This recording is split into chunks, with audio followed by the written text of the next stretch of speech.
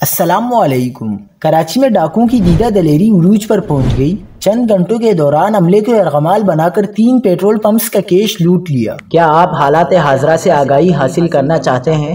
خبر کے پیچھے چھپے اصل حقائق جاننا چاہتے ہیں تو ابھی سبسکرائب کیجئے زلمل پاکستان کو اور ساتھ ہی گھنٹی کے نشان پر کلک کر دیں۔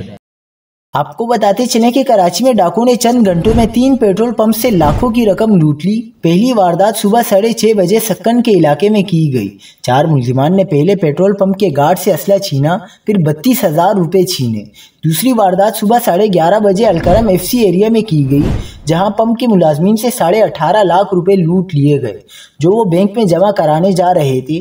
تیسری واردات مومن آباد فقیر کالونی میں واقع فلنگ سٹیشن پر کی گئی، جہاں ڈاکو عملے سے رقم چھین کر فرار ہو گئے۔ تینوں وارداتوں میں مجموعی طور پر 20 لاکھ روپے کے قریب کیش لوٹا گیا ہے، جبکہ ڈاکو اپنے ساتھ اسلحہ بھی چھین کر لے گئے۔